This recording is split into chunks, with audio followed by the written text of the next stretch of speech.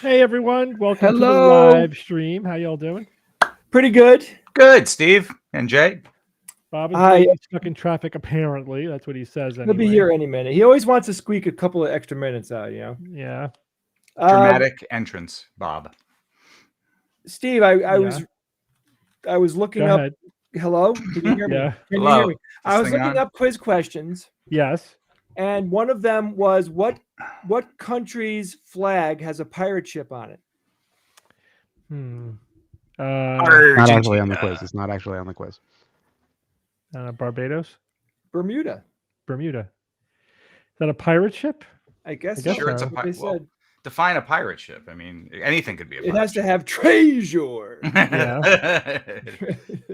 Me hearty. My question is, was there ever really a real pirate ship that had actual treasure on it? I'm sure at some point. Yes, plunder. Plunder, yeah.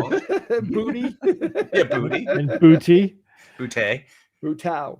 So have you guys been keeping up with the James Webb Space Telescope? Well, it's moving very fast, James Steve. Webb. No, what's the latest? Yeah, latest greatest. Go ahead. So they went through the testing of its various imagers Mm-hmm. and sensors, and sending back absolutely stunning high definition deep star fields. From Now, its you're tantalizing us with that description, Steve. Is there a Yeah. picture that we can all view together and enjoy, perhaps?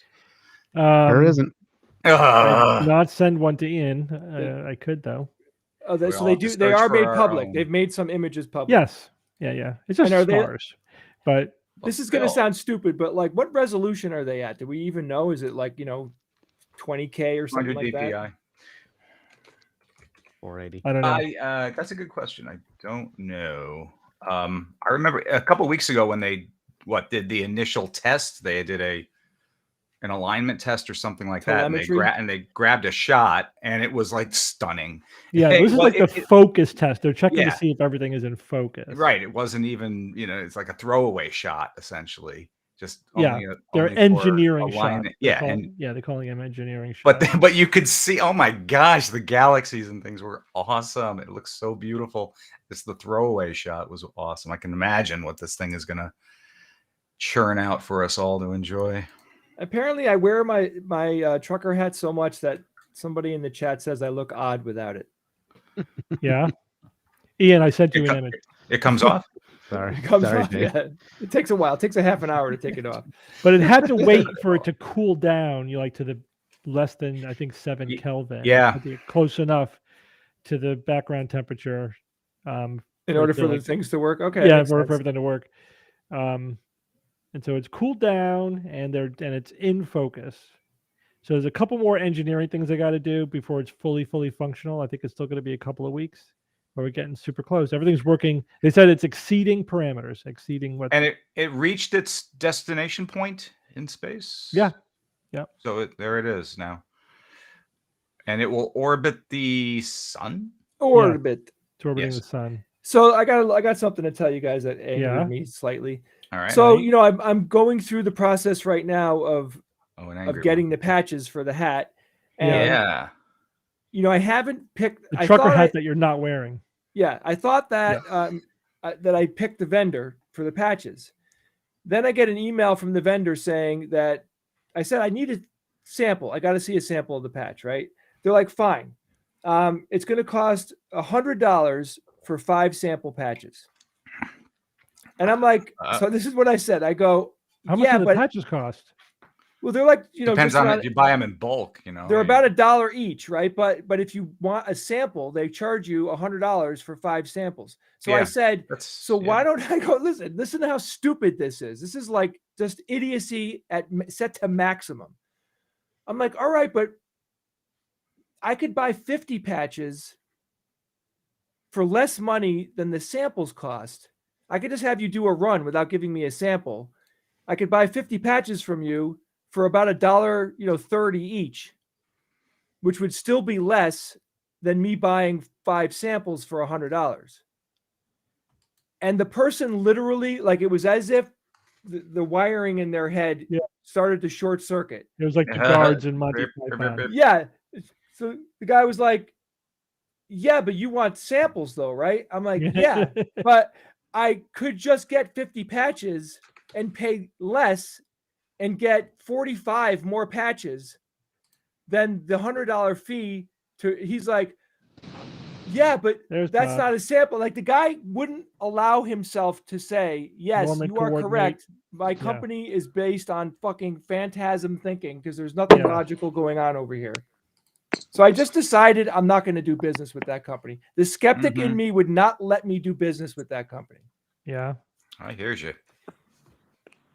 That's your response? I thought you guys would be like, holy Christ, those guys. That's unacceptable. Oh, holy Christ, Jay. How dare they? Look at the throw. I'm outraged. Look at this now. Oh, hello. Yes, pretty. So you notice, like, the pull-out square is the detail, right? So, like, it's like the little square inside the bigger image magnified. See how much deeper that detail is. It doesn't lose resolution as you go. It looks like it gains resolution when you go. That's crazy. You know what's so cool about that? Most of these pictures look exactly like it does when you fly over a city at night. What if it is? That's what I'm saying, Ian. We think that could be. Yeah, those were test images from the James Webb. Everything is working great. I figured, yeah. Just like while you were stuck in traffic, that was happening. Bob Visto Tutti said hello to you, and you just ignore him. I'm not seeing any. I'm not seeing any of the chat yet. That is so obnoxious. I gotta log in through. We'll tell you what they're chatting. So my system's telling me that something else has grabbed my camera, and I looked in the task manager. It doesn't seem to be anything that's running that would grab my video, my webcam. But something's holding on tight, won't let go. Well, your webcam is fine. Is this the webcam that's part of your laptop? This is my phone. You're just using my damn phone right now. Oh, this is the nose cam. Yeah. Well, the picture is great, and the microphone is fine for your iPhone. Yeah, but I like to fix the webcam on my damn laptop. Well, did you try rebooting? Why don't you uninstall the webcam software and reinstall it? Have you tried turning it off and on again? Hit it with a hammer. I've rebooted. Apparently, the Ukrainian Nazis have taken over Bob's webcam. Oh yeah, talking about Ukraine and Nazis. I'm not gonna say who it is, but Bob, Steve, and I know somebody who knows somebody who's a Ukrainian Nazi who completely believes that President Zelensky is an actor who was put in the role of the president, and he's a Nazi. Well, he is Jewish. Well, and he is an entertainer, actor, right? He is an actor who was put in the role of president. No. But Oh, interpret it the worst way you possibly can. That this person is not who he says he is. That he's pretending to be a good guy, but he's actually a Nazi. Have any of you guys watched the show where he plays a teacher who gets elected president? Yeah. I haven't watched the show now. I watched a few episodes. He's pretty good. Is it funny?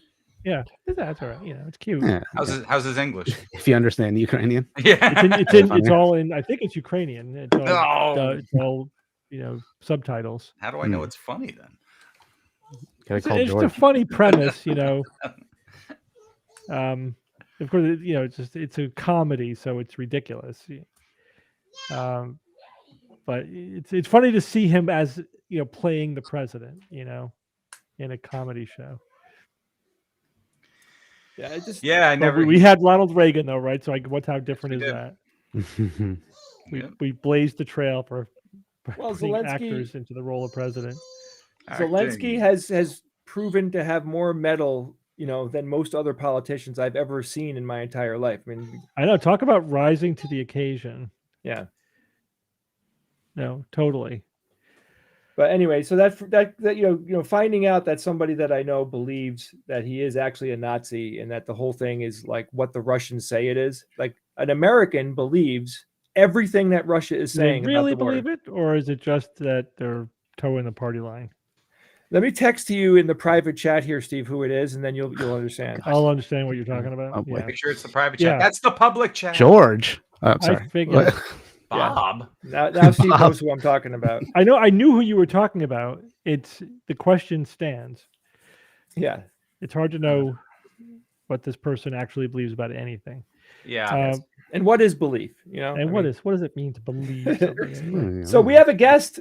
Let's bring our guest on. Yeah. Timing. I mean, right? I mean, just what a segue. Keeping him in the green room all this time. All right, and here we go. Hey, hello, David. Hey, everybody. Hey, nice to see you all. David, Hello. David, who are you? Yeah. Why are you here? And do you think that President Zelensky is a Nazi? Whoa. I did want to clarify. I was not the person who you were talking about. No, you're not the person. No, absolutely not. I am high probability you were not the person. More importantly, what is up with that shirt? Oh, let's see. I want to see the shirt. What is up with the shirt? Yeah, what do you mean? How do you wearing that plaid shirt? It's got a red plaid shirt on. What's the problem with it? No explanation. With gray. No explanation for my shirt? Or are you talking to Bob? I'm talking Bob. I like his shirt. What's the problem with the shirt? Yeah, Bob's a guy. Bob's shirt has a guy wearing a dick. I don't know what. What? No, that's no touchy. Oh my god, okay. Llama face. Yeah, llama face. All right, David, give us the quickie. What's going on here? What's up with your wait, Dave? What's up with your headphones, man? I don't get that. What's happening here? I was not told I would be subject to this. I know. You haven't been paying attention. Started. This is my second live stream I've ever seen. So it's the Skeptics Guide to Interrogation. Go ahead. So who are you? Right. What do you do for a living, and why are you here? All right. So I'm David Zuckerman. I am a professor of microbiology at a small teaching college in New Rochelle that Steve visited about a month ago. Cool. And I've been a listener of the SGU for about as long as you've been doing it, I think. I don't actually know if I was listening from the very beginning, but I know I was listening for several years by the time I finished grad school. May 4th, 2005. That would have been episode 1. Yeah. So I graduated in 17 years. So I graduated in 2008, and I had definitely been listening for several years by the time I had. So very close to the beginning, if not right at the beginning. That's dynamite, Dave. And yeah, why I'm here, because Sharon, the Skepta librarian, asked me to, I guess. So I've been kind of active on the Discord for a little while, and I've gone to some of the Zoom get-togethers afterward or on the weekends as well. And so, yeah, I was put in touch with you all. Mm-hmm. So Sharon recruited you from the pool of patrons that are on Discord. Yes, yes. So as a microbiologist, what do you do? Tell me about your day job. Yeah, my day job. So at the school that I'm at, it's mostly teaching. So I have a pretty heavy teaching load. For the research that I do, My background before in grad school is actually in cell biology. So a lot of what I do is study the molecular cell biology of bacteria. Cool. So I can talk as long or as short about that as you like. I bet. Yeah. Right. All right. I have a couple of questions. I'm gonna bring in my latest hobby. Yeah. So, what do you know about yeast? Bread again. I never know how to answer questions like that. I know a lot less than mycologists that I know, but a lot more than probably average folks know. Yeah. So because yeast is basically what it's a prime component to make most breads. Saccharomyces cerevisiae is not yeast globally, right? Oh. Yeah. Well, yeah. There's my question, and I know you probably don't have the answer, but I'm trying to find out the answer is, I'm using the yeast that is resident in the flour when I buy it, right? That yeast, I cultivate that yeast and I turn that into my starter, right? So I have a colony of yeast that I'm maintaining every day, and they call it wild yeast. This is what everybody says online.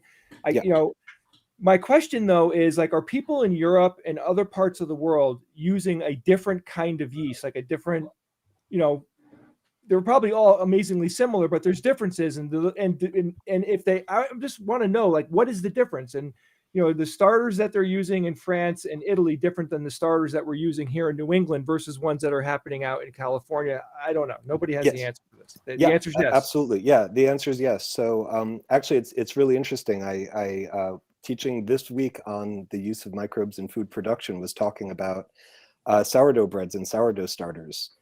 So the idea is, presumably, I guess, did you have like a starter mix, or did you just make bread, leave it open? Yeah, I've done it both. I've made pre-ferments out of yeast that I bought in the store. It's basically like the most famous brand. I can't remember it, but like Fleischmann's or something. Yeah, it was Fleischmann's, right? Yeah. And that's all the same exact yeast that they make in a factory.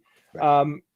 But then as I'm learning more about it, I found out that you should just cultivate the yeast that is resident in the flour itself when you buy it, because it's everywhere, right? This yeast is virtually everywhere. Yeah. And then of course I'm thinking, like, this is where the flavor of my bread is coming from, the bacteria and the yeast that's in the starter.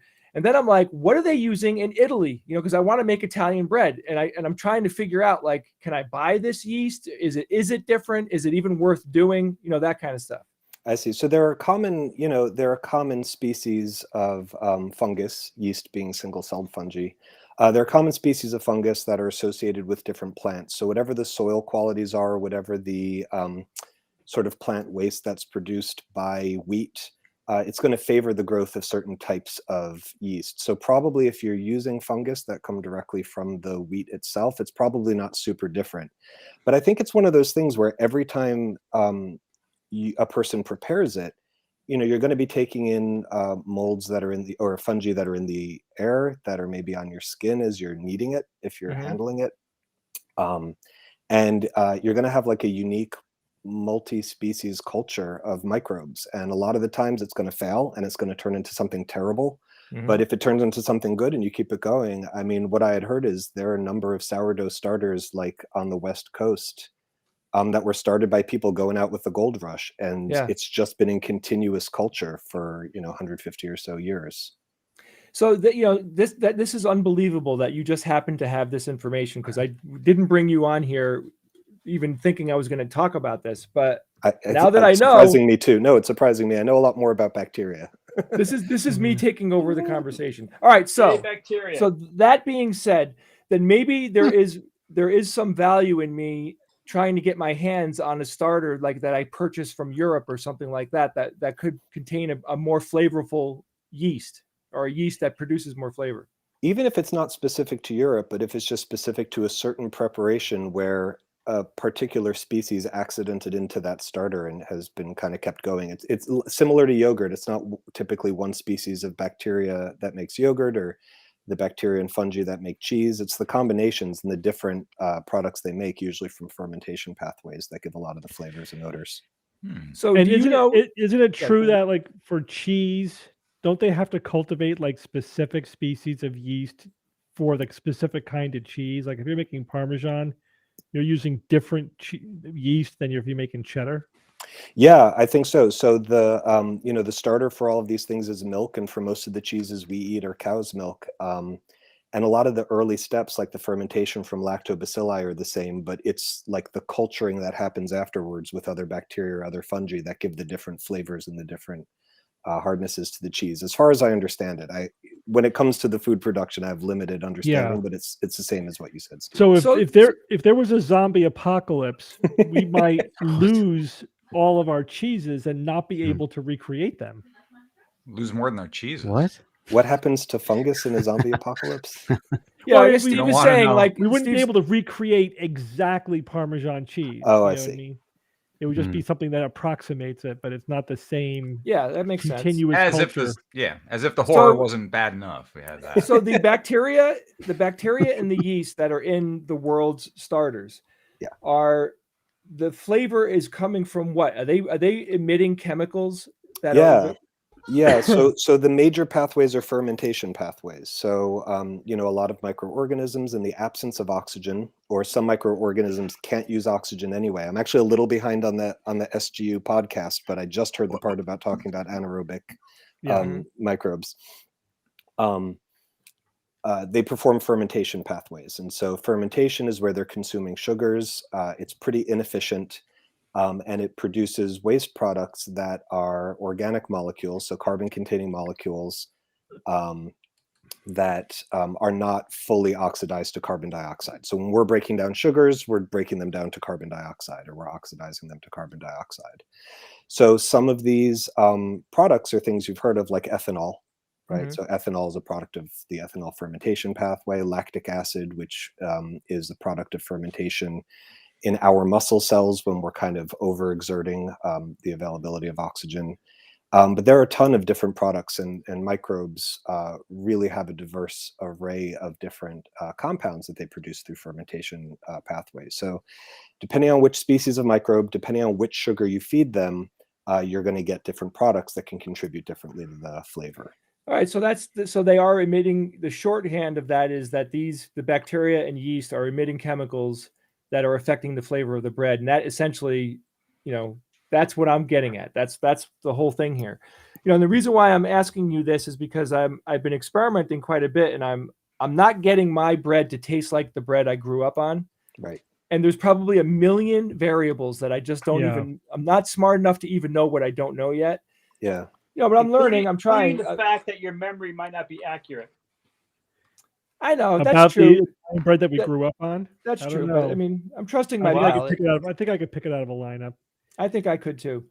Yeah. So but David, thank you. That's really cool. Now that I know that, I will spend more time to get my hands on starters that I can buy, because you could buy starters from people, and, you know, let's see, I might stumble on one that gives me a closer flavor to what I'm looking for. But you solved the puzzle for me, my friend, and I appreciate it. Oh, I'm so happy to do so. You've all solved many for me over the past decade or so. So happy to return that favor. Call it even.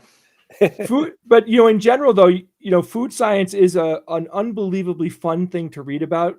You know, just you know, if you haven't really done a deep dive on it, just read about cultivation and what humans did to basically every single animal and food, you know, food item, vegetables and fruit and everything.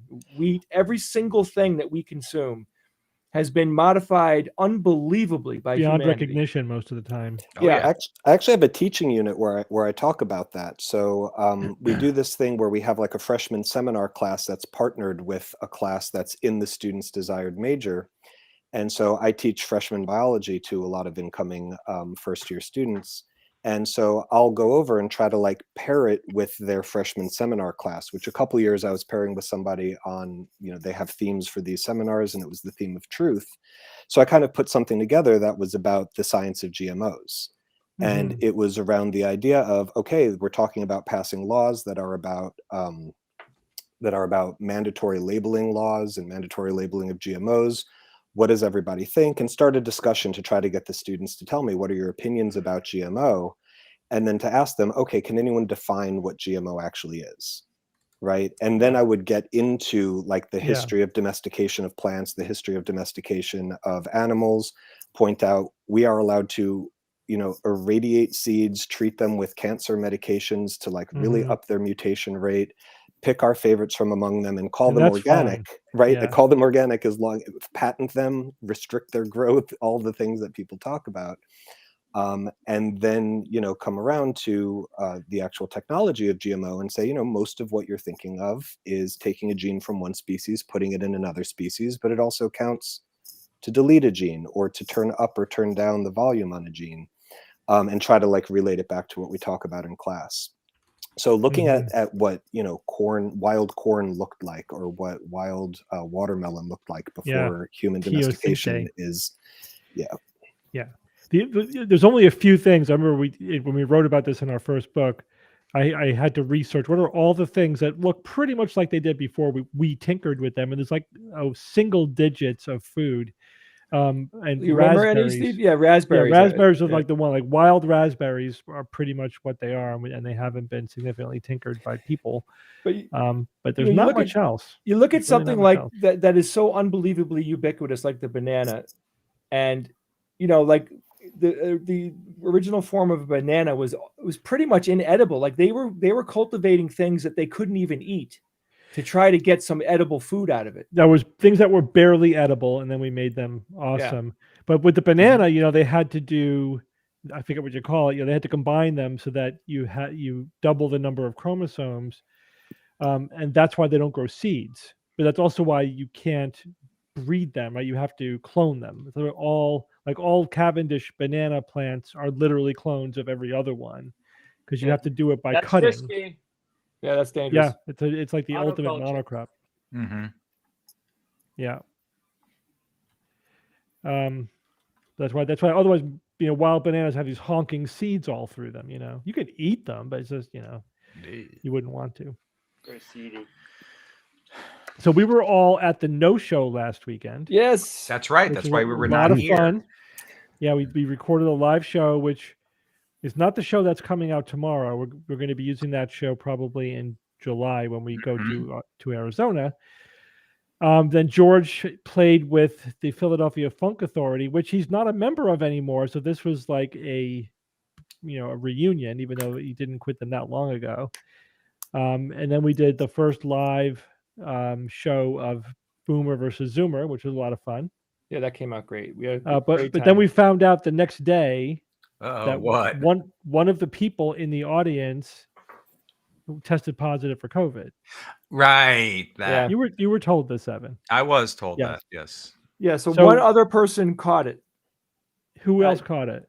Someone else said they were positive. Oh God, I forgot his name. It was one of the people that was helping us, by the way.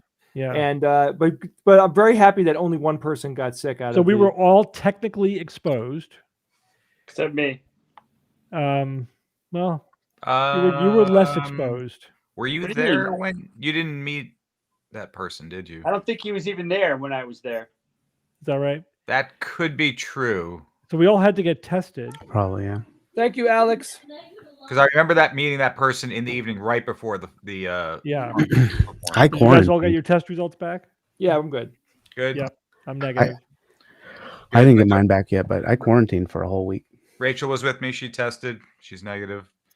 You would have quarantined anyway, Ian. Well, that's true. But I didn't see my baby. George's show. I've seen George play with the band many times. So this show was so good because I loved how George gave some type of really interesting information about each song. Yeah. It wasn't just bang out 7 songs. Like he would explain something about the song or, teach the audience about something that was very interesting about it, which I found that to me was my favorite part. I know when we were watching it, my wife Jocelyn, she was like, why isn't George a music teacher? Like, why isn't he a professor of music at Moravian or wherever? He probably doesn't want to do it. Yeah, I suppose, but he could be. Was his father? Yeah. That? Well, he was some kind of teacher. Science teacher. It was a science teacher. Science. Okay. Yeah. Right. Yep. Yeah. So, David, first off, before I forget, I wanted to thank you for being a patron. I really appreciate that. Mm-hmm. I wanted to be a patron to thank you for all that you're putting out there. So. Well, it's mutual. It goes both ways, man. David, what do you do in your free time when you're not looking at very small things? So let's see, in my free time, I'm pretty excited that we put a bird feeder in our backyard recently. So I'm spending a lot of extra time staring at my bird feeder and trying to get better at identifying birds. What birds have you identified so far? Here we go. All right. So there's a lot of starlings. There's a lot of house finches and sparrows, some cardinals, a couple blue jays came by. Let's see, there's a couple of mourning doves who can't figure out how to get onto the bird feeder, squirrels who we finally got off of the bird feeder, who I recognize are not birds. Yeah, I think that's most of them. I'm trying to think if there are any others. Yeah, you're missing a ton. Woodpeckers. We've got red belly woodpeckers and the downy woodpeckers. Downy woodpecker. Have you seen the really large downy woodpeckers? Those are hairy woodpeckers. Okay, yeah, nothing like that. I mean, I've seen bigger ones, but those are the red belly woodpecker. Yeah, red bellies look completely different. So you have just one bird feeder? It's got like 4 stands on it. So there's like a woodpecker log on one, and then there's the column on the other, and then I've got a cage for a suet block. Okay, so you got the suet plus the regular. And what kind of seed you putting in it? Putting in a mix that's mostly the oily sunflower seeds. Yeah. And there's some mealworms in there. And on the woodpecker block, it's a lot of peanuts and fruit and mealworms. So this time of year, well, it might be a little early, but you could start putting out fruit like orange halves. So you may get some Orioles. Oh.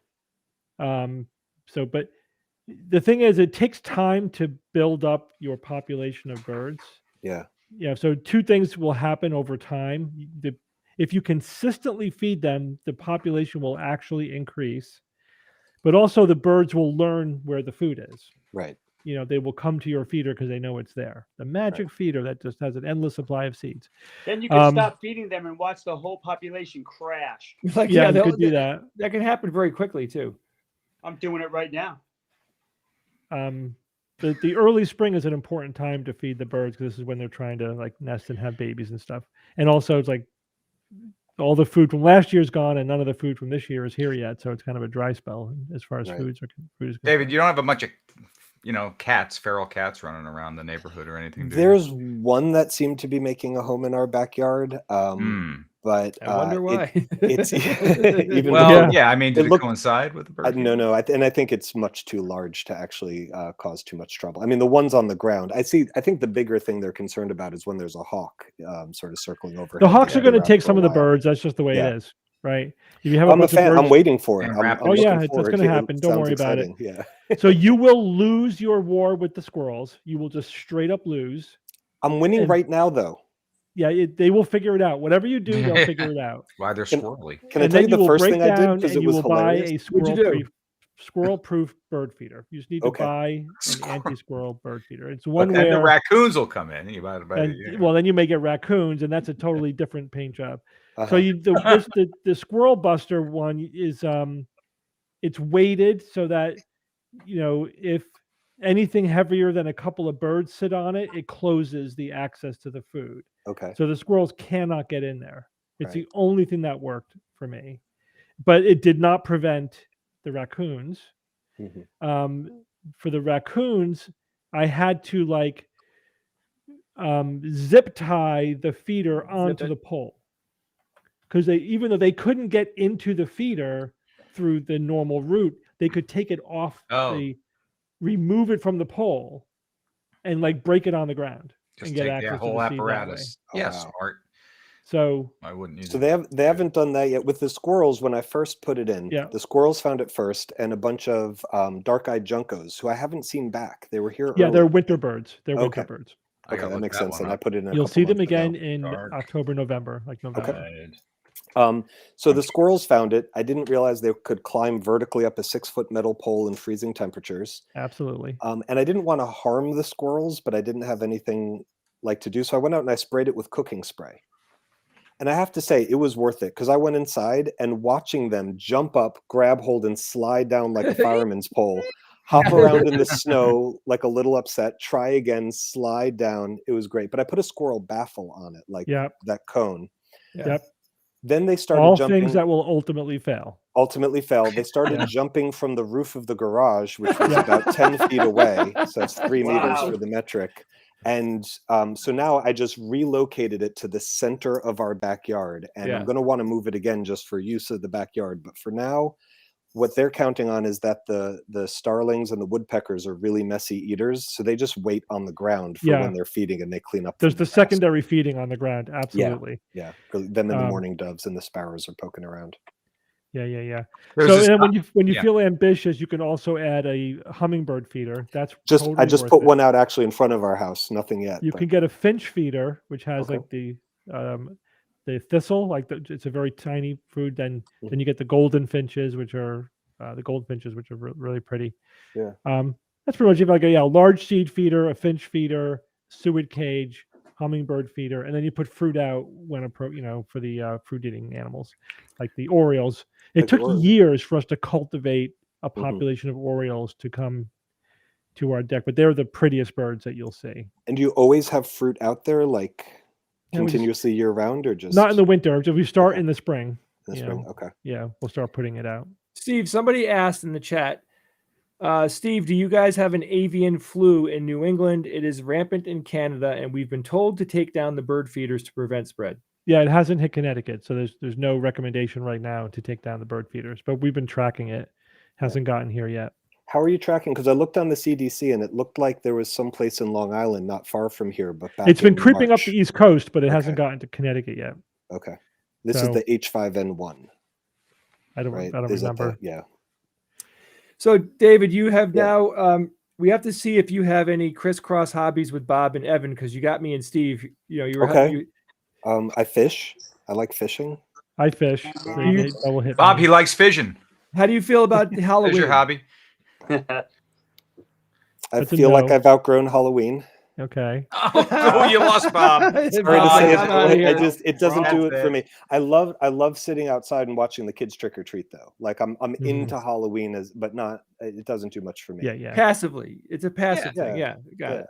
Kids have a blast. Have you ever prepared another person's taxes? Yeah. Does my wife count? I mean, I do the taxes for us, but no. There you go. Are you into? Now wait a second. Yeah. You're confining Halloween to the old conception of, you go trick or treating and you go door to door and you get candy, which of course you don't do. You do outgrow that, but that's a tiny sliver of the aspect of what is Halloween. So I'm just going to throw that out there, that you have grown out. You've grown. What? How did you say? Grown up, grown over, gotten over with. I'll come to the haunted farm next year. That's I'm all not you far. do. I'm in Westchester. I'm not super far, so I'll come. That's true. Yeah, you're not that far. You can see how getting scared on purpose doesn't strike me as fun, but but Bob will give you a tour. Bob will give you a tour of the haunt, and he'll talk to you for about 5 hours. You know what I mean? Yeah. It's not even about getting scared. I basically almost never get scared of anything, especially related to Halloween. That can be part of the experience if you enjoy getting scared, and that's just the thing that roller coasters get you scared, and that's fun because fear minus death equals fun. But that doesn't have to be part of Halloween eventually. either. That's another aspect. I remember that for some people enjoy, other people don't enjoy. So there's so many aspects to it that I like being outside in the fall, and Mm-hmm. and I've been listening to you, like I said, talk in my ear for like over a decade. So 5 hours of him talking at me that'd be fun. Not unappealing to me, right? So I went to Quasi. It's a kids park. They have like a water section. And then they have like a little amusement park deal. And I went on the wooden roller coaster that they have. Now this is like about 45 minutes away from where I live. That 1931. Yeah. It's not Lake Compounce, but it's they have they have a hard hitting wooden roller coaster. And I'm telling you, like the thing, it legitimately scares the complete shit out of me, because you can't perceive how this thing isn't flying into pieces because of how fast the cart goes. And just give it more time. I know, that's what I'm like. Right. Eventually you're going to have a catastrophe. My kids had me ride it twice. I mean, the thing is literally built out of like decking wood. How does it hold together? I don't get it. I'm like, I don't know if I'll ever ride the damn thing again, but it was fun, but scared the hell out of me. A lot of the one at Lake Compounds is also a wooden roller coaster. It might be the oldest wooden roller coaster still in operation in the country. I think. It's because they shake more. They're supposed to be scary. That's why. Yeah, the metal ones are too solid and secure. You know. I pulled a muscle in my back once on a wooden roller coaster because it was like coming around a turn, and there was one of those like joints that looked like we were going to just smash into it at full speed, and I pulled away so hard before I could reason like, this roller coaster is probably not decapitating people on it. Probably. But there was a wooden roller coaster in England that famously and catastrophically failed, killing like dozens of kids. Dozens of kids? Oh gosh, there's all sorts of it was like accidents that happen. Fatal failure, critical failure of a wooden Death by roller coaster decades ago, but it was But it happened. The worst amusement park type related tragedy that I'm aware of actually happened in Connecticut. You guys aware of this? Worse than kids being decapitated? What do you got? Yes. In Hartford. Oh, the fire? The fire. It was the circus fire, like 1943, something like that. And it killed like 200 Hundreds people. of people. Yeah. Yeah. That thing went. You know the story behind that, Steve. Yeah. Why? Because they had a coating on it on the actual big top. Yeah, and it was like in order to make the canvas, possible material. In order to make the canvas waterproof, they coated it with basically napalm.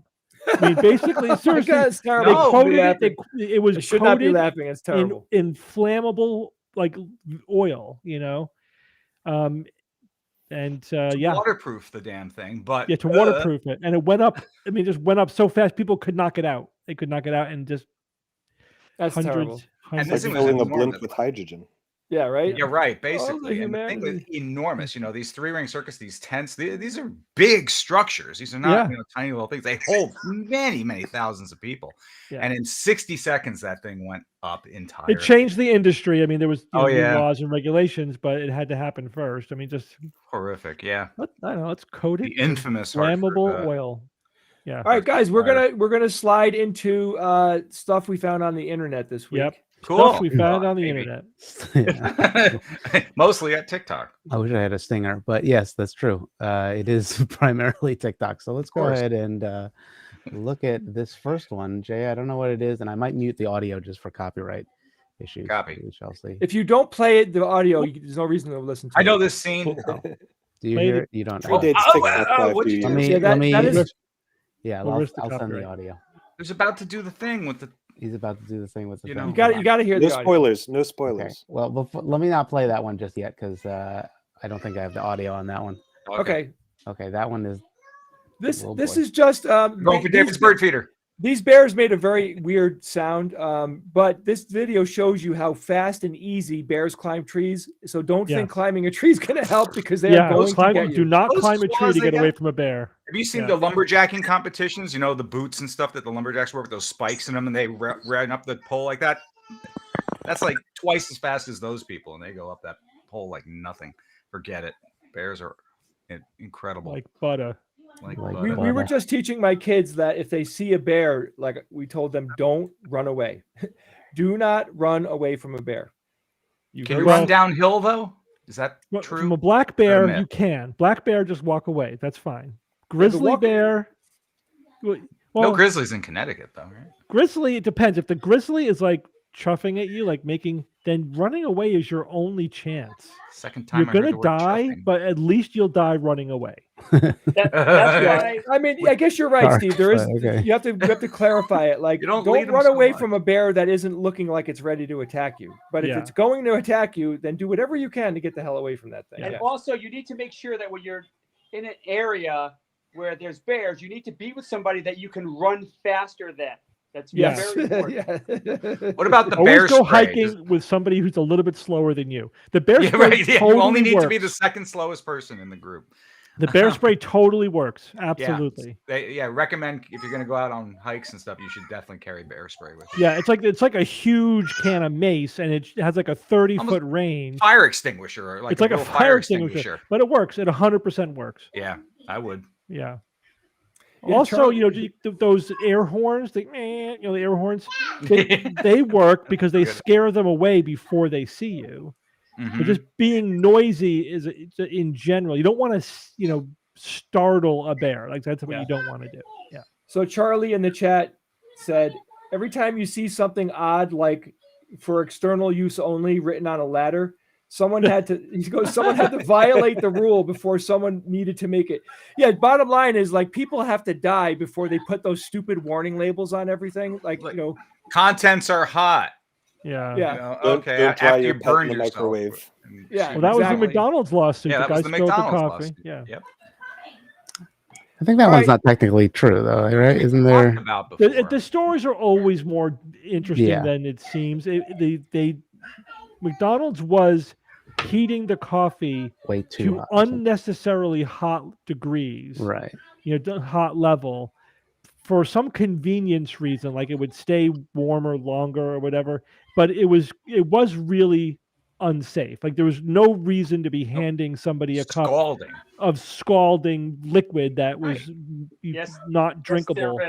And so that's why they lost the lawsuit, because they said that was negligent. It was like it was a setup for an injury to happen. That was a dark day in coffee history. But that's why all your cups now say it. Contents are hot. Hit us up with another one, man. Hold on, I gotta fix the audio because it's not playing.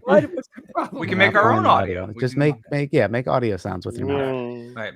We have to do we need another B topic. We did bread, birds, Battlestar Galactica, and bears. Everybody? Bread, bird, bears.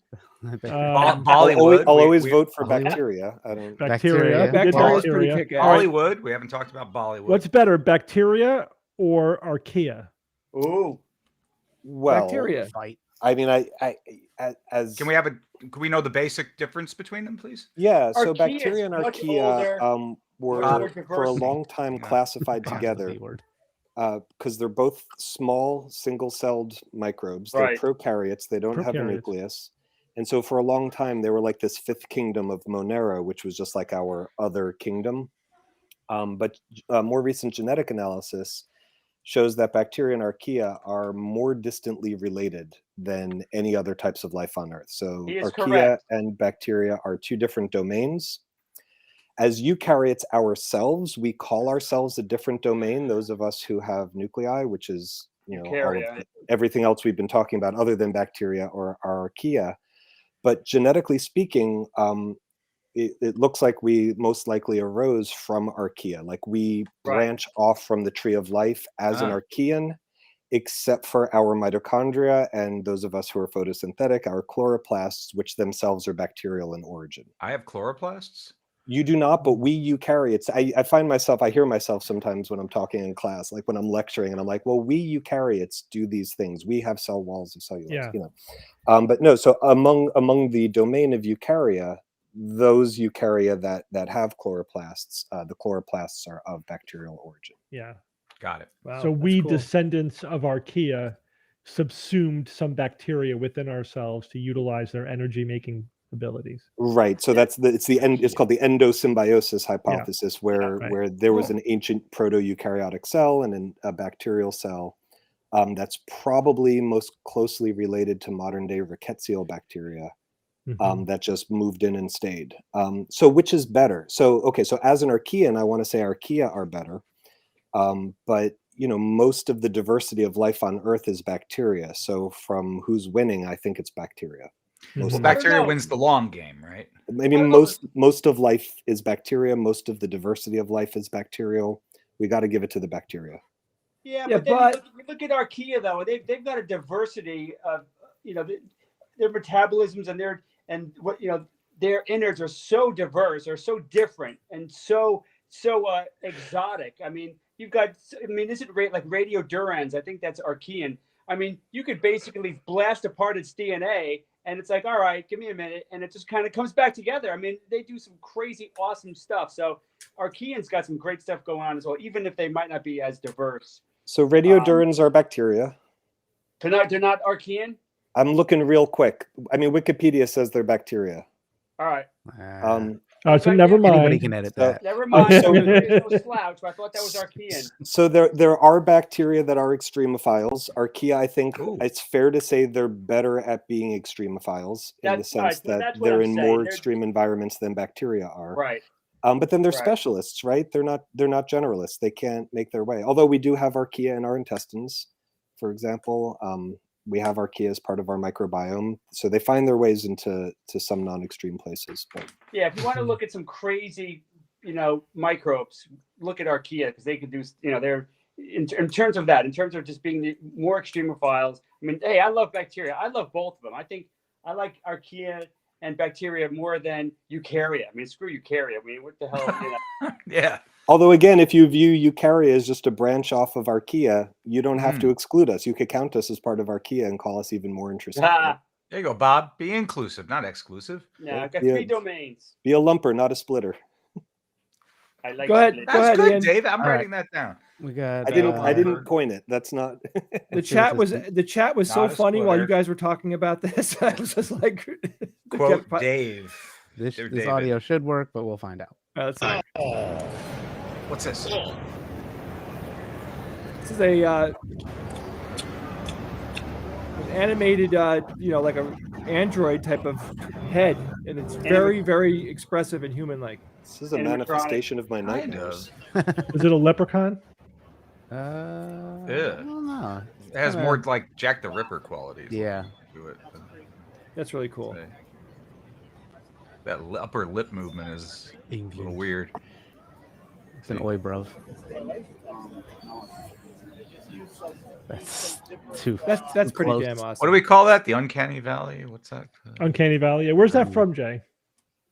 I literally just found that on the found it on the internet. I don't know, like we don't know who made it. Like, is that Disney or is that? Or we don't. I don't. That's a good question. I was thinking the same thing. I don't know who did that. I'll look it up while we watch the next one because he sent me the link. And here's another one. Here we go. Swing, miss. Go low. Here we go. Oh, wait, that hurt, dude. I am so sorry. I didn't mean to do that. You know what it is? My depth perception is off because I need new glasses, but they don't fit over the helmet. So I'm just like, whoa, what are you doing? No, careful. Can you come back over here? No, don't turn around. That's even. Oh, buddy, listen. You're bad at stuff. Dude, that's hurtful. That's what the kids used to say when I was little. Yeah, I bet you're kidding me. I wish I was. One time in summer camp, the kids tied me up to a goat, and they put us both in a hole. Goat? Yeah. In a hole? Oh, yeah. Kids are cruel. I know. Tell me about it, right? They were mean to you. Oh, you don't even know. In junior high, my nickname was Flower.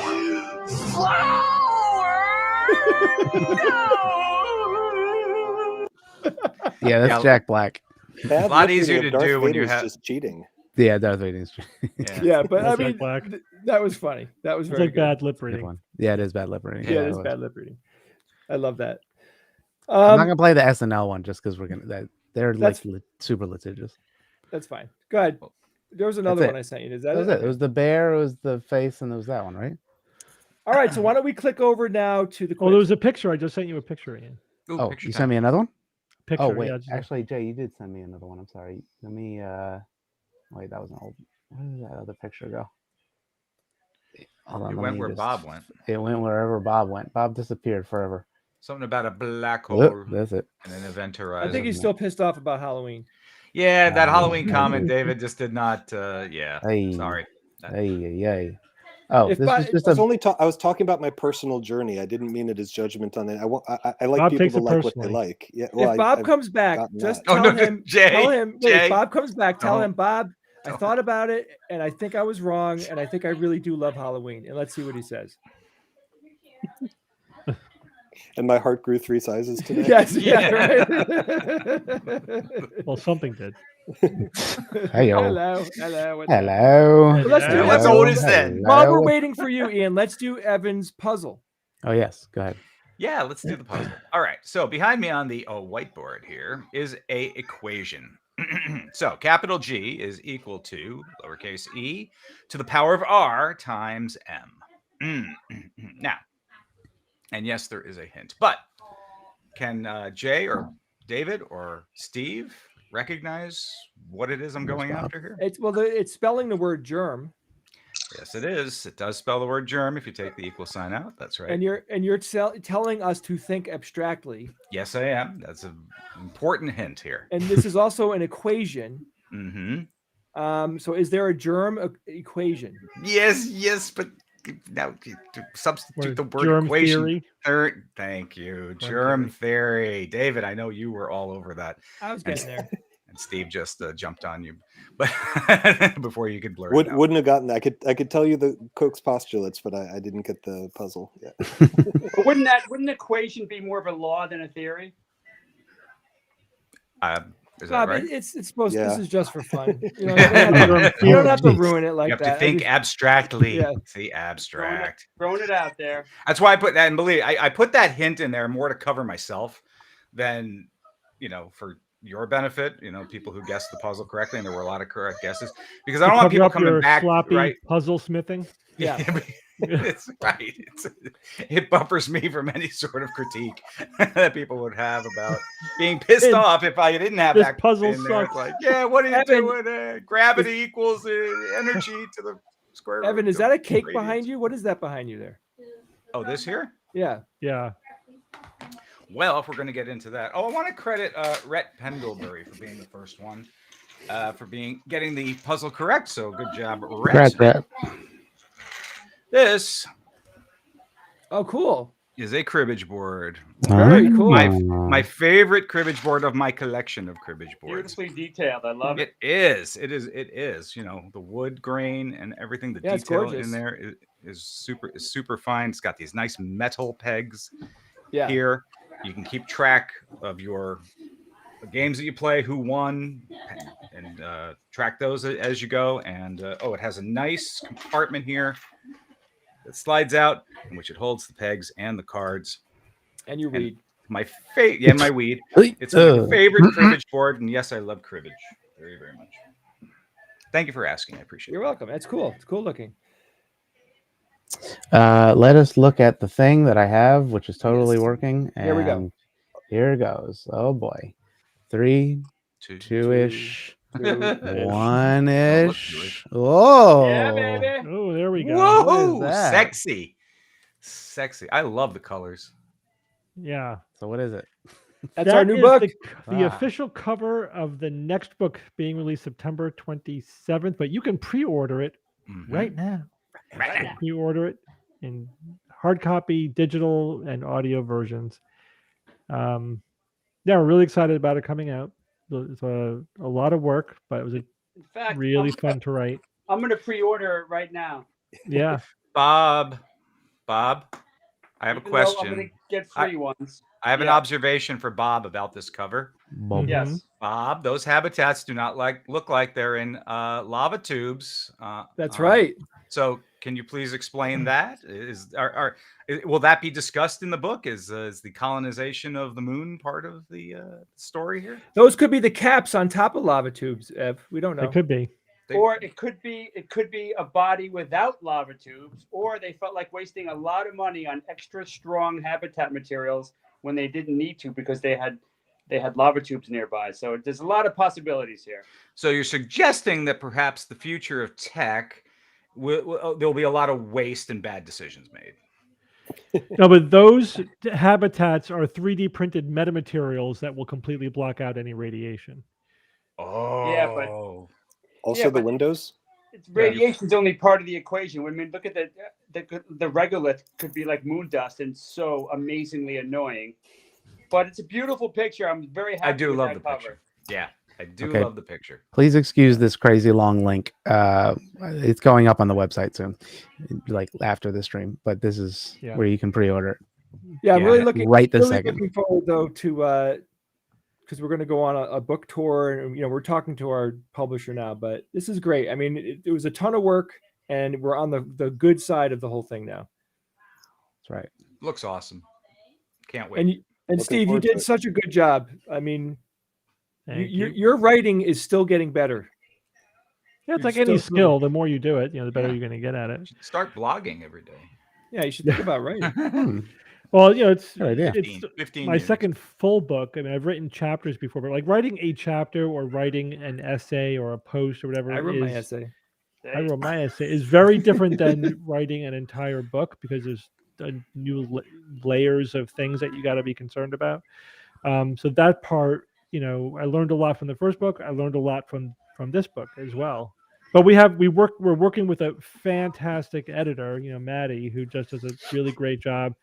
Her feedback is spot on, so helpful.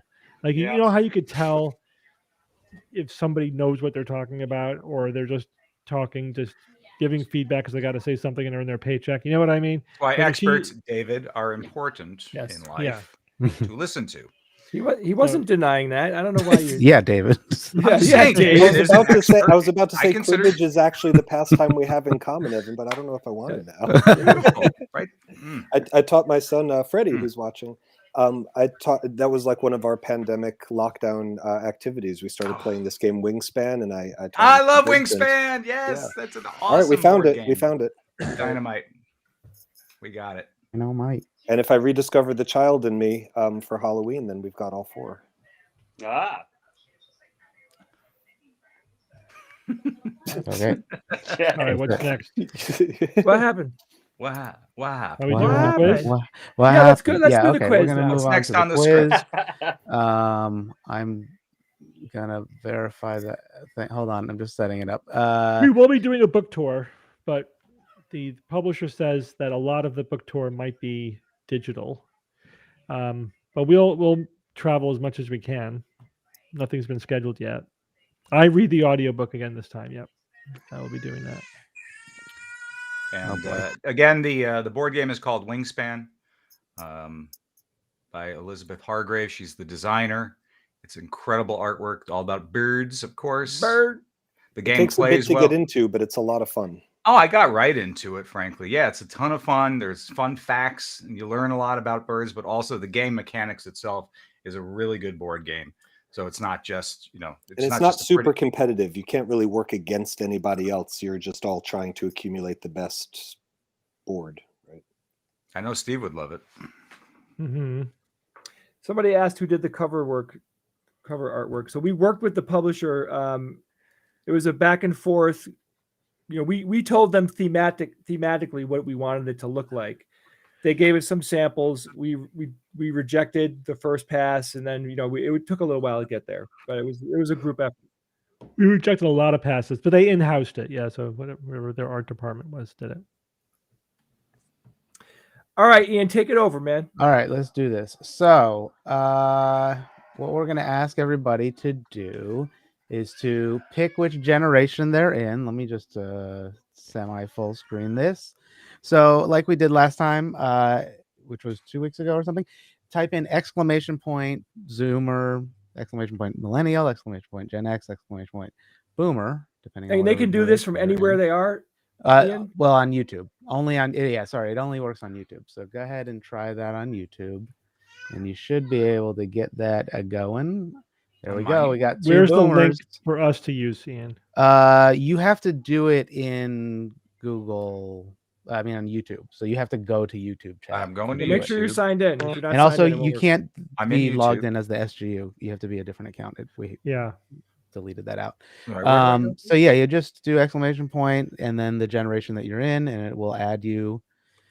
It will. And just in the chat. Yeah, just type it in the chat like everybody else is doing it, like that. Yeah, ! And then it's got to be. And there is some intelligence when it comes to like misspelling. Maybe not a space, Bruce. Not to call you out, but you got to do ! Without a space. Okay, I'm assuming it took me. The unknown actually probably doesn't show, like, because there should be. Got 2 Zoomers. Many people. Yeah, one. We have one Zoomer. 2.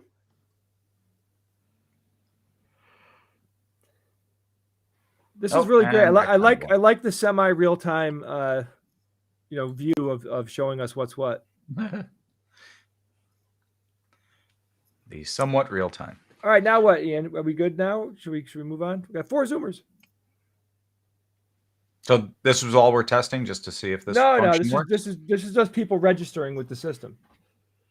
So that registers me. Yeah. So when you text one of those, it has given you a unique ID. So it's keeping track of all the people that have registered now. Oh.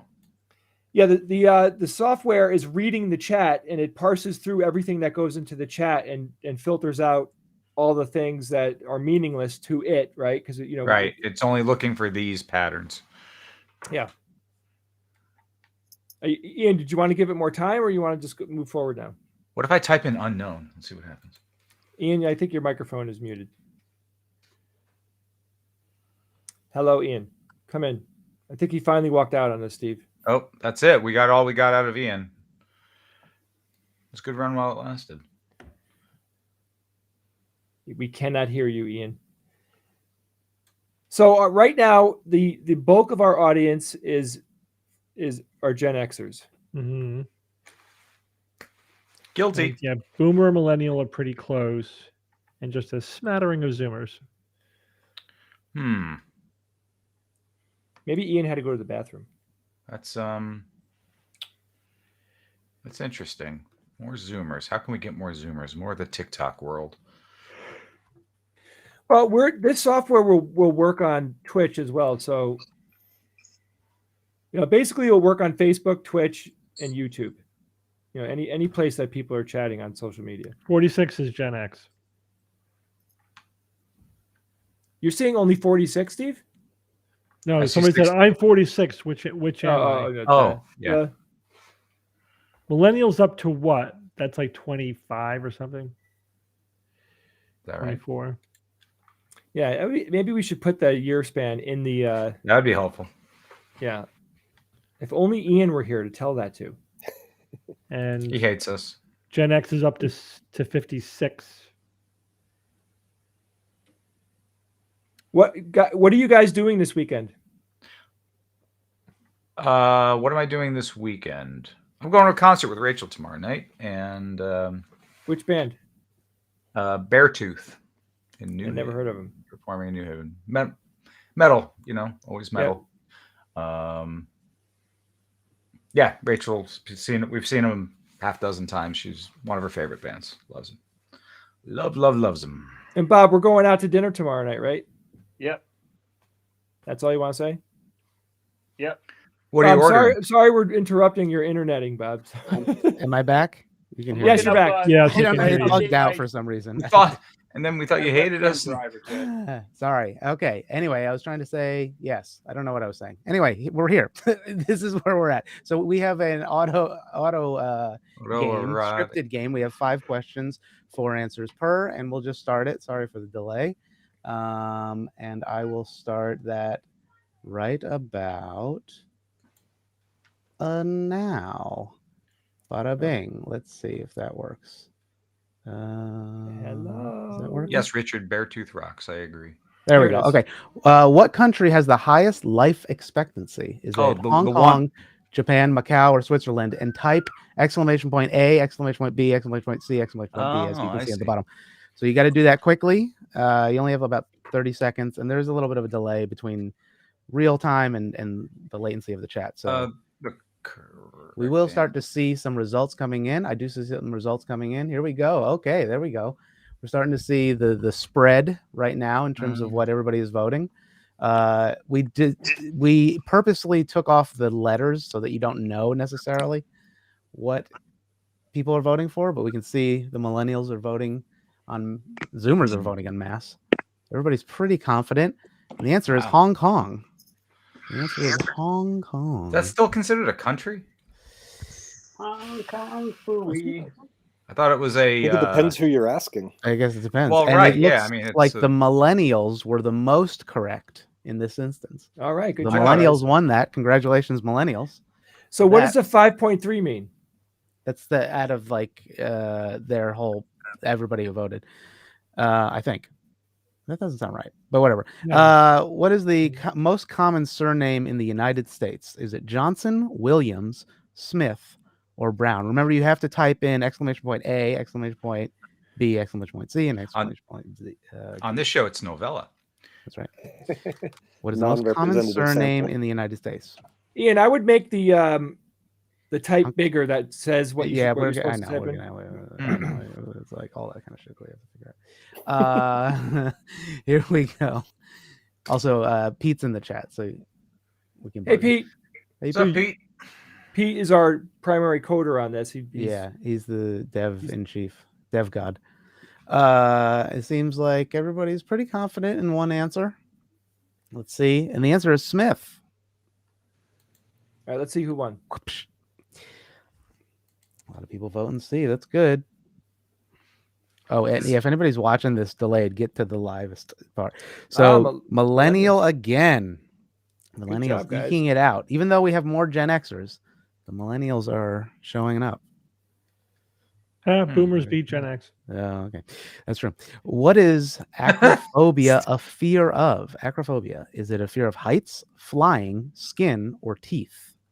Again, remember you got to type exclamation point A, exclamation point B, C, or D.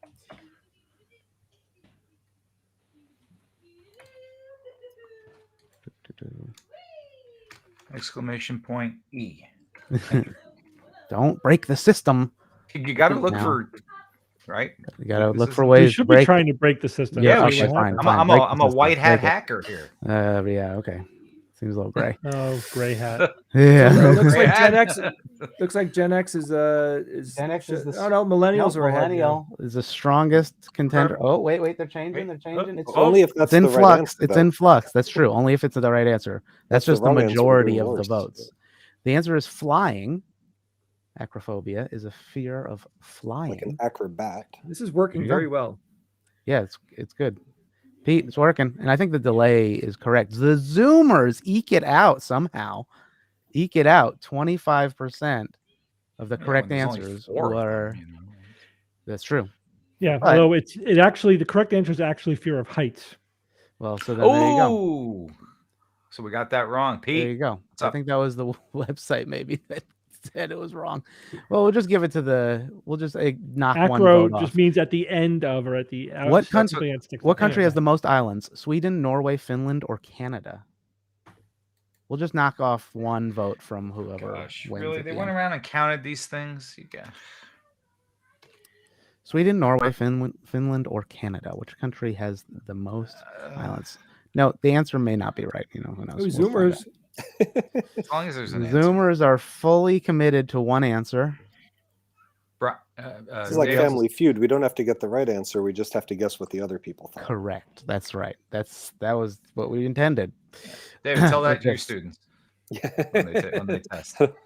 I'm bringing down the average. Thank you, Jacob. The answer is Sweden. What country has the most islands? It is Sweden. The answer is possibly Sweden. Possibly Sweden. And it looks like the Gen Xers win it. I thought the Zoomers had it. What happened? The Zoomers Canada, were that just shows unanimously wrong. That just shows what they voted for en masse, but they were all wrong. They were like, how many many stars? Science or fiction, they got swept. Sorry. How many stars are on the Chinese flag? Is it 3, 4, 5, or 6? One of type exclamation point A, B, C, or D. Yeah, the percentages I think, Pete, are wrong on the results when people are correct. We got to figure out that math. It's like correct when there's not missing, I think. This is working really good. Yeah, it seems like it's good. And the API isn't exhausting, so it's pretty cool. I mean, it would take probably an hour for it to exhaust. All right, cool. So so this isn't showing that this is showing the percentage of the audience, what they're voting for. So that color is saying that the boomers are voting 52% voting for whatever that is, which we took out the label because we didn't want people to change their answer. How many stars are on the Chinese flag? It is 5. There are 5 Is that correct? stars. I thought it was 3. I don't know. It's what you sent me. It looks like it's 5, yeah. 5. And it looks like the Gen Xers just eked that out with a 0.9% difference. See that? So now this is going to show the group scores. So it says the millennials and the Gen Xers equally got the most questions right. And the Zoomers got 1, although I think that technically was wrong. So the Zoomers and the Boomers. I like that I'm playing as part of a team rather than a individual. Yeah. So the Gen Xers and millennials are dominant, and the Boomers and the Zoomers, sorry, y'all go back to school. Yeah, I don't know what happened. What happened? I don't know what you're doing. All right, well, that's good. Thank you, guys. I hope you enjoyed the quiz. Somebody said that they don't like this as much as the other one, but we'll yeah, go back this to is the not other one. for the SGU, really. It's for Premier League Summer. It's like a whole different property thing. Yeah. The other one we're still going to use, Frank's, because it's awesome. But, Frank. But this one is like a whole different integration and stuff like that. And plus, this one will work on multiple platforms eventually. We'll have it on the phone and then Twitch and Facebook and YouTube and yada yada yada. And I can't. The numbers on there, Ian, are not that visible. This one, we're still working on like the auto sizing of the font so that it's easier to read everything. But very good. I think it worked great. Very good. Yeah, very cool. It's cool. Thank you everybody for helping us with that. Totally cromulent. All right, let's take some questions, and you could ask anybody a question that you like. Questions. Hey, ask me questions. I'm not afraid. Thanks, Pete, by the way. Okay, let's get some of these questions. How many stars are on the SGU flag? Oh, I know that. That's a good question. 2 pirate ships, right? That's correct. Arg. Did it disappear? Okay, I did. Reminds me of the question. Did you get a noticeable increase in the sales after the Elon Musk tweet? Yeah, we were waiting for that. So I just got the sales report, but it was only through December, and I'm trying to remember when that happened. December 23. It's so delayed. I don't think that the effect filtered through to our report yet. You know, the data is like literally 6 months behind. Somebody asked, why is Bob grumpy? That's a good question. I'm just trying to fix my webcam. Because we are at that part of the year that is the farthest away from Halloween. Oh, yes. Yeah. Really? Well, okay, farthest away. I see what you did there. Yeah. And Bob, if you measure that as distance from the sun, we are how many millions of miles away from Halloween? Right now? Yeah. I mean, Wow, it's like hundreds of millions. I like that. Hundreds of millions of miles from Halloween. Yes. Right 364. But the short answer is no. We haven't seen the bump yet from Musk. Yeah.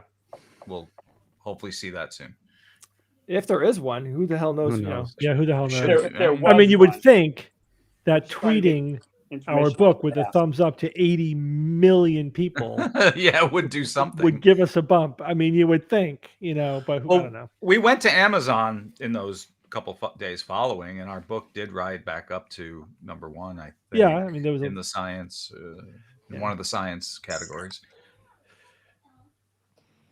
That's somebody asked an interesting nice. question. Is one molecule of water wet? That's pretty cool. I guess yes, by definition, yeah. A molecule is the smallest amount of something that has all the physical properties of that substance. So by definition, a molecule of water is wet. That makes sense? Mm-hmm. Mm-hmm. Yep. Yes. Water is wet. Got it.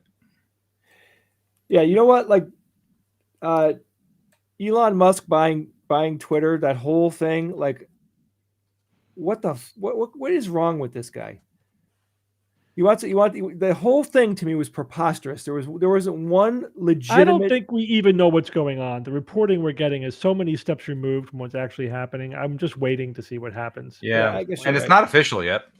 Yeah, it could fall through. Yeah, it could. Many ways that it could fall through. It's going to take 6 months to suss out. Yeah, and he tanked Tesla's stock because people are like, oh, he's going to be distracted from Tesla. Like he's running that show day to day. Come on.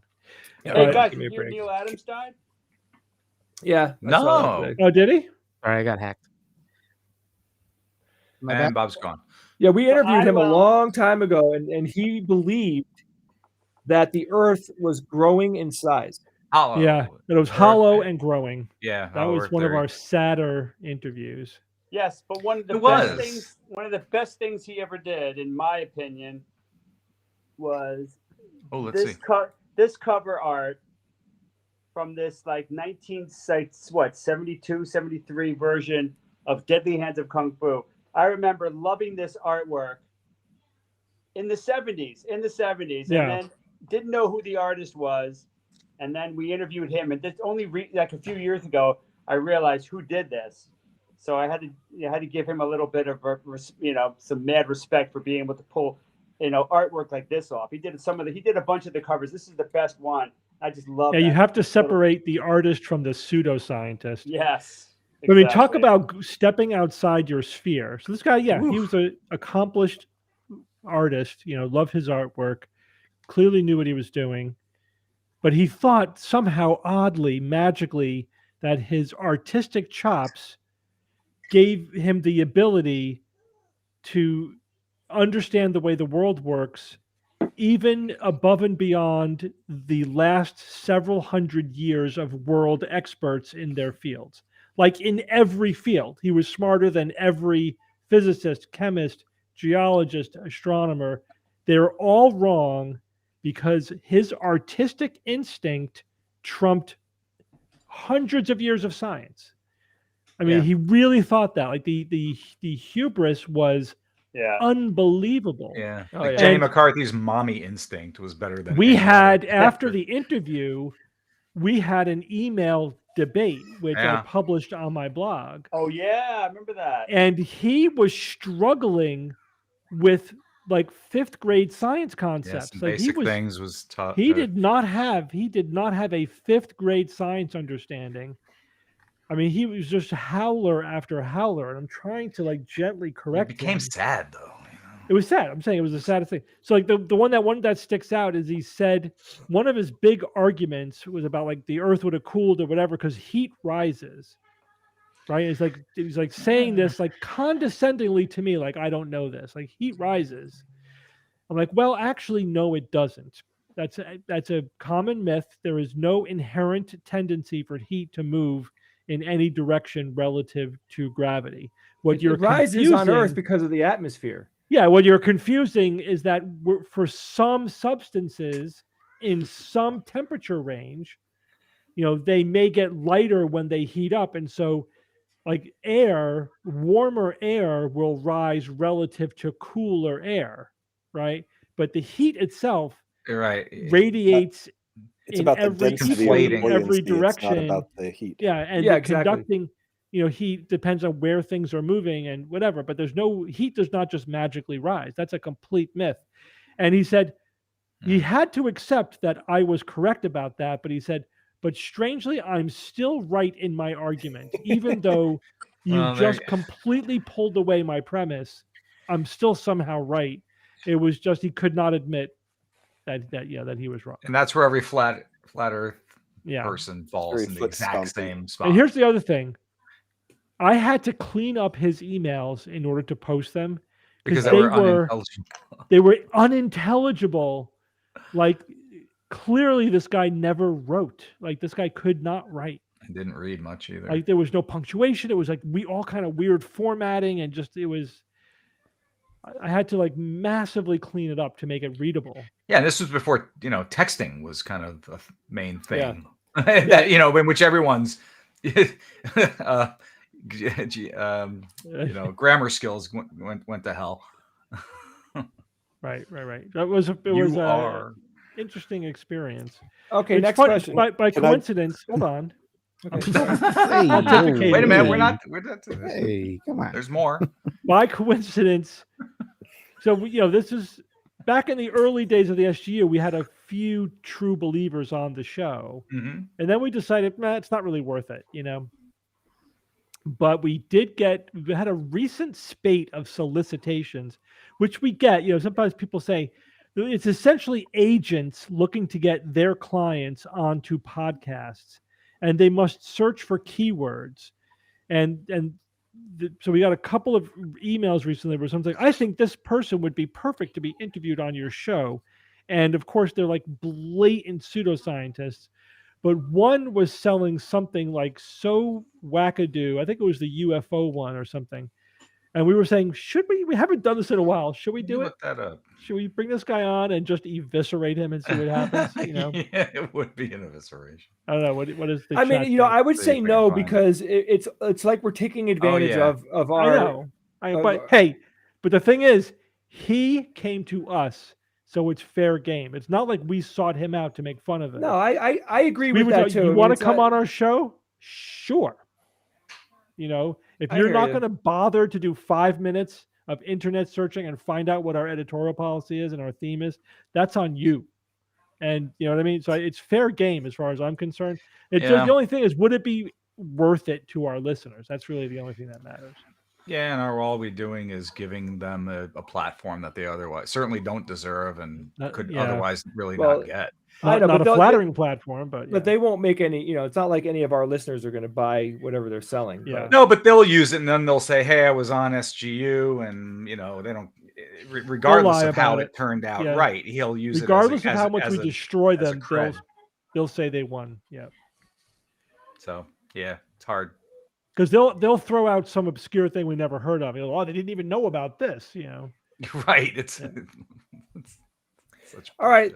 Next question. Did anybody else? I'm sorry. Did anybody else have anything they want to say about that topic before we move on? Nice, and another thing. I don't know if you heard the thing I was starting to say before I got kicked out. The question for David, I think it was specifically, why do malaria parasites have chloroplasts? Oh, I hadn't seen that. If that's true, that's news to me. Malaria is a pathogen. It's an apicomplexan. It infects mosquitoes and it infects humans. It infects the mosquito gut, moves to their salivary glands, has its sexual reproductive cycle inside of the mosquito. Then it infects mammals and infects our liver and our blood. At no time is it persisting in the environment. So I've never heard that they have chloroplasts. If that were to be true, it would be kind of shocking news to me.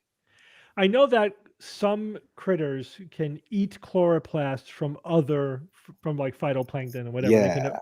Yeah, so I don't know if that would be the only way I could imagine that they would acquire them, because they ate something that had chloroplasts. No, you're right, and that jogs my memory. There are some environmental, like ciliates, that don't produce their own chloroplasts, but when they eat microbes with chloroplasts, they actually don't digest them. They use them. They use them, right? So that is related. Yeah, I hadn't made that connection. I think that's not malaria itself, but other paramecia that are related. Mm-hmm.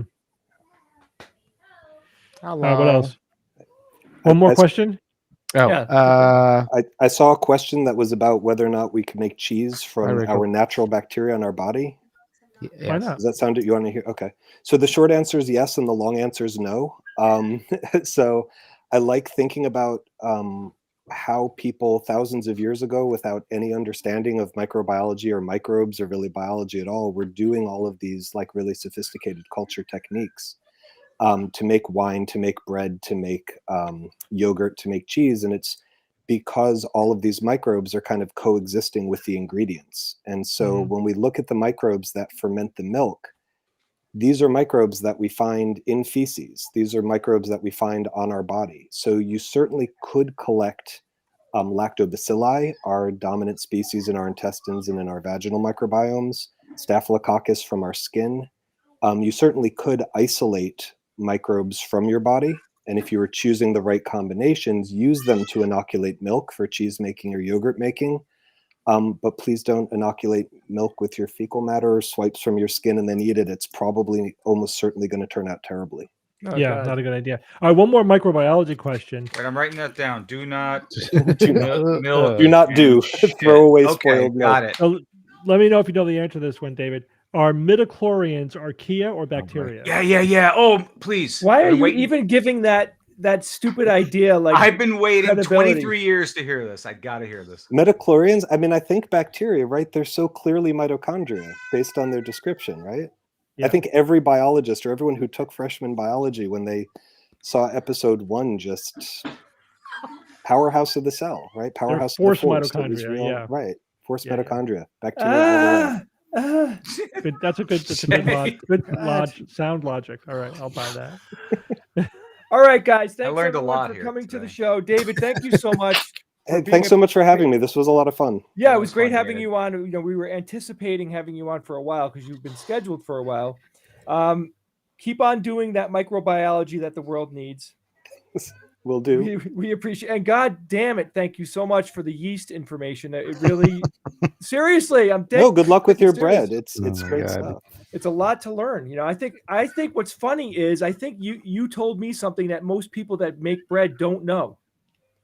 I'm going to try to find out. But I couldn't make bread. All of my knowledge is theoretical. The PhD, it's all philosophy. I have no applied information, just theoretical. Yeah, but it's science, though. So but it's science, yeah.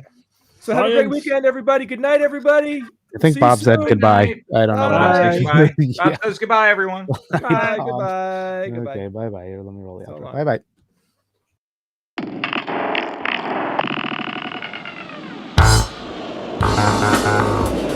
Skeptics Guide to the Universe is produced by SGU Productions, dedicated to promoting science and critical thinking. For more information, visit us at theskepticsguide.org. Send your questions to info@theskepticsguide.org. And if you would like to support the show and all the work that we do, go to patreon.com/skepticsguide and consider becoming a patron and becoming part of the SGU community. Our listeners and supporters are what make SGU possible.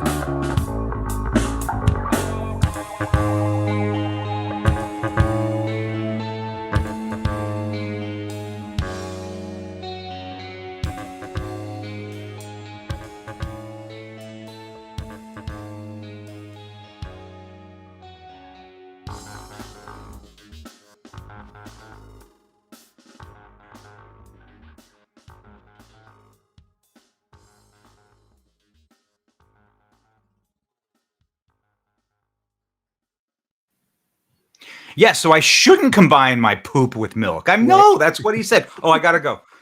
What happened to Dave? He doesn't know about it. I saw him sitting there, and I was like, oh, he knows. He's only listened to 2 live streams, and then he closed out. I was like, oh no, I have more questions for him. Well, hey man, don't tell anybody about Fight Club. He's back. He's back. Wait, David's back. What happened, man? Dave, you okay? Yeah, I'm good. I didn't know I should stay on, and then Sharon just said that I should. So. David, what you're experiencing right now, is unknown to everybody else that does the live stream. They don't know that Evan and I are doing this after show. Okay, and we've been doing extreme show. We only stay on for a few minutes, but it's like we're just doing it until Bob and Steve finally figure out that we've been doing this. But it's been happening for months. And they don't know. We're going almost on a year. They haven't figured it out that we do this Easter egg at the end of every Friday's show. Yeah, I just switched over. I saw I had like multiple alerts on the Discord. I switched over and stay for the after show. David, stay on. Something about don't eat poop is fine with most people. Like it wasn't useful advice. Right? Every time we close out the show, in my head, I'm saying, "So long, suckers." Bob and Steve are so not aware. They are like not even there's no hint. Well, they've already each in their own minds moved on to the next thing. Oh, they're not even. Yeah, they're off. Right, they are so gone. I mean, this was ancient history. What just happened? I promise you. Promise you. But David, I hope you had fun tonight, man. It was a lot of fun. I wasn't expecting people to go after my clothes, but that's cool. Yeah, what the hell? Steve's like, what's with your shirt? I'm like, coming from someone in my life who I don't consider to have any fashion sense whatsoever. But talk about not having proper etiquette for a panel sort of discussion as it is. Like just throwing that out. Any one of us could have been, well, my shirt, his shirt, what shirt? In a weird way, it made me feel welcome. Like I was being made fun of. I wasn't being handled gently. It was good. It was a hazing. I'm pretty sure he's done that to me. Survived the hazing. No, I think that was Steve. I think that was Steve actually trying to be funny in a personal way, which he's not good at. All I can say, I met him about a month ago. I found him delightful. Yeah, he's good. He's good. When we wind him up correctly, he does well. Got him on a good day. Poor Steve. All right, ask your bacteria questions because I gotta go. All right, bacteria questions. Jay, no, I'm good. If you gotta go, Ian, we'll trip out. Oh, okay.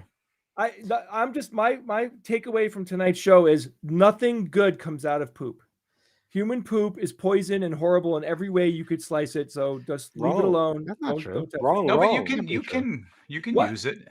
What? I thought that you said don't take the bacteria out of your poop. Well, don't use bacteria in food preparation, but feces. So a couple facts about poop. Are we ready for this? Yeah, we're good for this. We're good. Ready, shoot the shit. All right, so your human body is made up of several trillion human cells. I know, it's so awesome. And for every human cell that makes you up, you're carrying around between 1 to 10 bacterial cells on your surfaces. Wow. Nice. Tens of trillions. We're outnumbered on a cellular level. Our cells are much bigger, which is why we perceive us. Most of these bacteria in our intestines, but they're mostly contributing to our health. About 50% of the weight of feces is living bacteria. And one of the very few probiotic therapies that has clinical evidence that's supporting it is fecal transplants. Fecal transplants. We've talked about that many times on the show. Yep. Yeah, so I mean, poop is medicine when used right. I mean, you're right. When used right, yeah. And they make poop pills. You literally take a poop-filled pill, which is amazing. Yeah, and I tell my students too, because we get into, again, I try to bring as much critical thinking and skepticism in the classroom as I can. And we talk about stuff like probiotics, and I try to make the argument with them, like, what do you think probiotics are doing? How would you demonstrate that this works? Are you aware that there's really only like 3 therapies that seem like they might have evidence that they work? And it's like a skin cream, eat yogurt when you are taking antibiotics, and fecal transplants, don't try at home. Right. Exactly. Right, yeah. Not without supervision of a doctor. And God, how many times have I heard someone being like, "Oh yeah, I'm eating yogurt because it's helping the bacteria in my gut," and I'm like, no. If you're taking antibiotics, it may be. Otherwise, it's good to eat. And I'm lactose intolerant. I love that I can eat yogurt. They're digesting the lactose for me, right? Yeah, I'm talking about people are taking it therapeutically. Right. Like it's like